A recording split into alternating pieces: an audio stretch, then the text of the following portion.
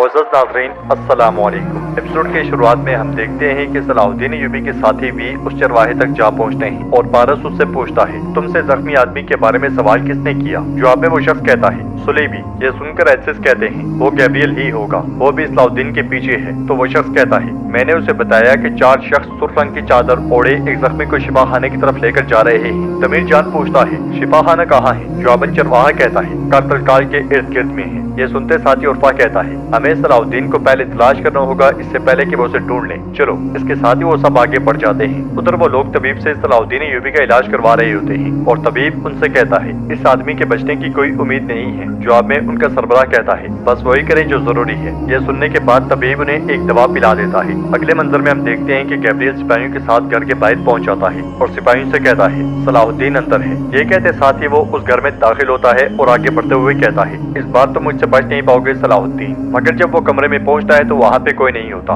और बिस्तर को गर्म देखकर वो कहता है, बिस्तर अभी भी गर्म है, वो यही था। फिर वो जैसे ही जाने लगते हैं तो उन्हें दरवाजे के पीछे छुपा हुआ तबीब नजर आता है, जिसे देखते साथ ही गैब्रियल दबोच लेता है। वो शख्स कहता है, तुम मुझसे क्या चाहते हो? मैं तो एक गरीब शिफा देने वाला हूँ। तो गैब्रियल कहता है, तुमने सलाहुद्दीन का इलाज किया? शिफा देने वाले, हाँ। अब बताओ वो कहाँ है? जवाबन तबीब कहता है, सलाहुद्दीन कौन है? तुम कौन हो? मैं कुछ भी नहीं जानता। ये सुनकर गैब्रियल को बहुत गुस्सा आता है और वो तबीब की एक उंगली काट डालता है। फिर कहता है, ये वो उंगली है जो तुमने खोई है, इससे शायद तुम्हें कुछ याद करने में मदद मिले, बताओ मुझे। ये कहते साथ ही वो अपने खंजर उसके गले पर तान लेते हैं और हकीम कहता है, वो एक जख्मी को मेरे पास इलाज के लिए लाए थे, मैं नहीं जानता कि वो कौन थे। फिर वो पिछले दरवाजे से उसे वापस ले गए। गैब्रियल पूछता है, कहाँ? जवाबन हकीम कहता है, गार में। उधर नामालूम लोग सलाहुद्दीन अय्यूबी को लेकर आगे बढ़ रहे हैं। इसीलिए में कुछ सुलेबी सिपाही उनका रास्ता रोक लेते हैं और एक सिपाही कहता है, आखिरकार हमने तुम्हें ढूंढ ही लिया सलाहुद्दीन। सलाहुद्दीन को लो और इन्हें कत्ल कर दो। यह सुनकर सुलेबी सिपाही जैसे ही आगे बढ़ते हैं तो वो लोग एकदम से तीर मारकर उन सबको मौत के घाट उतार देते हैं और एक बार फिर सलाहुद्दीन अय्यूबी को लेकर तेजी से आगे बढ़ जाते हैं। उधर हम देखते हैं कि सलाहुद्दीन अय्यूबी के साथी हकीम के घर जा पहुंचते हैं, जहाँ पे हकीम की लाश पड़ी होती है। हकीम की कटी हुई उंगली देखकर उर्फा कहता है, मेरा अंदाजा है कि गैब्रियल ने इससे बात की और फिर इसे मार डाला। तो एसिस कहते हैं, ऐसा लगता है कि ये शख्स जानता था कि सलाहुद्दीन को कहाँ ले जाया जा रहा है। उर्फा कहता है, और अब गैब्रियल भी ये जानता है, वो हमसे पहले सलाहुद्दीन को ढूंढ लेगा,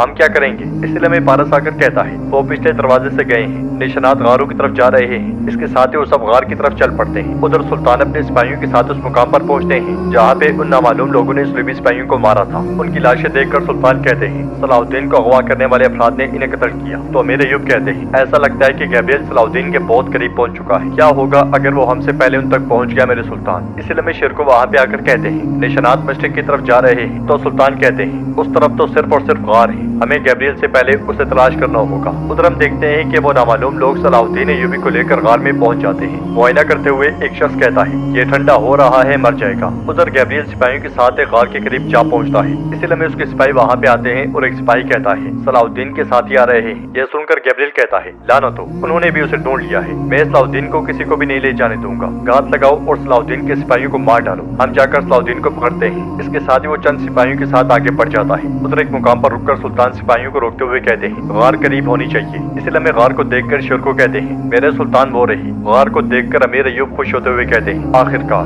हम सलाहुद्दीन के साथ मिल ही जाएंगे। जवाबन सुल्तान कहते हैं, इंशाअल्लाह गैब्रियल ने उसे हमसे पहले नहीं ढूंढा होगा। इसके साथ ही वो सब गार की जानिब बढ़ जाते हैं। उधर हम देखते हैं कि सलाहुद्दीन अय्यूबी के साथी भी तेजी से गार की जानिब आ रहे होते हैं। इसलिए में सुलेबी सिपाही उन्हें चारों तरफ से घेर लेते हैं और उनके दरमियान एकदम से लड़ाई शुरू हो जाती है। सलाहुद्दीन अय्यूबी के साथी तेजी से उन्हें काटने लग जाते हैं। लड़ते लड़ते एक सुलेबी सिपाही कहता है, कुमानदार गैब्रियल ने सलाहुद्दीन को ढूंढ लिया है, अब वो उनकी तलवार के नीचे मर रहा होगा और दर्द से चीख रहा होगा। ये सुनने के बाद ऐसे सिपाहियों से कहते हैं, सलाहुद्दीन की जान की खातिर जल्दी करो, बहादुर। कुछ देर के मुकाबले के बाद तमाम सुलेबी सिपाही मारे जाते हैं। इस लड़ाई में तमीर जान जख्मी हो जाता है। लड़ाई के इख्तिताम पर सब उसकी जानिब बढ़ते हैं तो वो कहता है, मेरी जिंदगी की कोई अहमियत नहीं है, मैं ठीक हूँ, आइए सलाहुद्दीन की जान बचाएं चलो। गैब्रियल पहले ही गार में पहुंच चुका होगा। इसके साथ ही वो सब गार की जानिब भाग पड़ते हैं। उधर एक शख्स उन 4 लोगों के पास आता है तो उन चारों में से एक कहता है, ये मरने वाला है। इसके साथ ही काले चौके में मलबूस एक और शख्स वहाँ आता है। उनमें से एक शख्स कहता है, खून मौत को अपनी तरफ मुतवज्जो करता है, हमें इसका خون نکالنے کی ضرورت ہے۔ اس کے ساتھ ہی وہ صلاح الدین ایوبی کا چوغا اتارنے لگ جاتے ہیں۔ ادھر گیبریل کسی اور غار میں جا پہنچتا ہے جہاں پہ کوئی نہیں ہوتا۔ یہ دیکھ کر اسے بہت غصہ آتا ہے اور وہ کہتا ہے وہ ہمیں مسلسل گمراہ کر رہے ہیں۔ صلاح الدین کہاں ہے؟ یہ کس طرح کے لوگوں نے اسے اغوا کیا ہے؟ ہم کسی بھی صورت ہار نہیں مانیں گے۔ اس کے ساتھ ہی وہ سب پلٹ جاتے ہیں۔ ادھر غار کے باہر پہنچ کر سلطان شیرکو سے کہتے ہیں اندر گیبریل ہو سکتا ہے۔ یہ کہتے اور سنتے ساتھ ہی وہ سب تلواریں بے نیام کر لیتے ہیں اور امیر ایوب دعا مانگتے ہوئے کہتے ہیں اے میرے اللہ ہماری امیدوں کو ضائع مت ہونے دینا، مجھے میرے بیٹے سے واپس ملا دے۔ اس کے ساتھ ہی وہ سب آگے بڑھ کر غار میں داخل ہو جاتے ہیں مگر وہاں بھی انہیں کوئی نہیں ملتا۔ تلاشی کے دوران امیر ایوب کو صلاح الدین ایوبی کا چوغا ملتا ہے جسے اٹھاتے ہوئے وہ سلطان سے کہتے ہیں یہ صلاح الدین کی قمیض ہے۔ قمیض کو پکڑتے ہوئے سلطان کہتے ہیں آہ صلاح الدین آہ۔ نشانات کا جائزہ لینے کے بعد شیرکو کہتے ہیں دو لوگ کسی کو گھسیٹ کر اندر لے گئے ہیں۔ ادھر ہم دیکھتے ہیں کہ وہ پانچوں لوگ کسی اور غار میں جا پہنچتے ہیں اور صلاح الدین ایوبی آنکھیں جھپکتے ہوئے ایک خواب دیکھتے ہیں۔ خواب میں وہ سفید لباس میں ملبوس گھوڑے پر سوار قدس میں ہوتے ہیں اور قدس کی گلیوں سے آگے بڑھ رہے ہوتے ہیں۔ انہیں اپنے آس پاس کوئی بھی دکھائی نہیں دیتا۔ کافی دیر آگے بڑھنے کے بعد وہ کچھ مسلمان مردوں اور عورتوں کو دیکھتے ہیں جو قطار میں کھڑے ہو کر اللہ تعالیٰ کی حمد و ثنا بیان کر رہے ہوتے ہیں۔ صلاح الدین ایوبی کو دیکھ کر وہ سب بہت خوش ہوتے ہیں اور کچھ دیر کے بعد تمام لوگ چلے جاتے ہیں۔ ان سب کے جانے کے بعد صلاح الدین ایوبی گھوڑے سے اتر جاتے ہیں۔ اس لیے ایک بزرگ ان کے پاس آتے ہیں تو صلاح الدین ایوبی پوچھتے ہیں قدس اتنا خالی کیوں ہے اور لوگ یہاں کیوں جمع تھے؟ جواب میں وہ بزرگ کہتے ہیں قدس کو اس کے اگلے فاتح کے لیے پاک اور صاف کیا جا رہا ہے۔ تو صلاح الدین ایوبی پوچھتے ہیں آپ یہاں کیوں ہیں؟ جواب میں وہ بزرگ کہتے ہیں میں امیر المومنین عمر بن خطاب رضی اللہ تعالیٰ عنہ کے حکم سے قدس کے فتح ہونے کے بعد سے یہاں رکا ہوا۔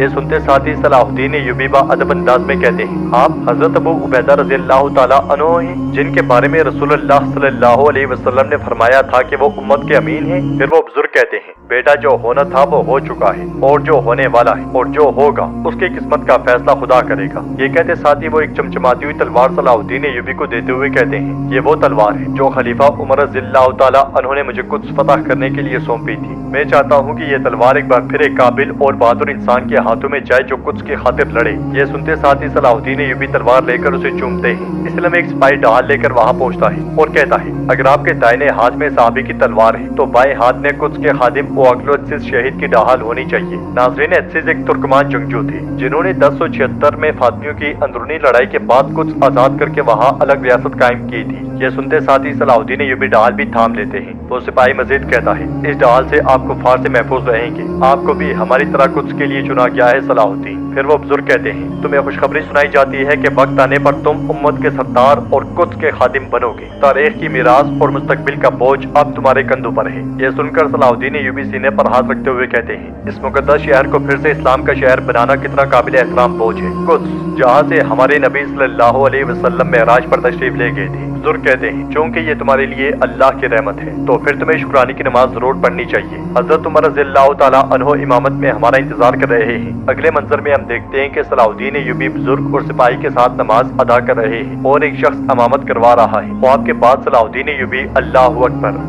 اکبر پکارنے لگ جاتے ہیں۔ یہ دیکھ کر ایک شخص کہتا ہے یہ ایک معجزہ ہے، اس نے جو سانس لیا اسے نئی روح ملی ہے، اب ہمیں خون کی ضرورت ہے، میں اس کے لیے زمین سے خون لے کر آؤں گا۔ یہ کہتے ساتھ ہی وہ شخص چلا جاتا ہے اور ناظرین ایپیسوڈ بھی اختتام پذیر ہوتی ہے۔ اگر آپ کو ویڈیو پسند آئے تو ویڈیو کو لائک کریں، چینل کو سبسکرائب کریں اور بیل آئیکن پر لازمی سے کلک کر دیں۔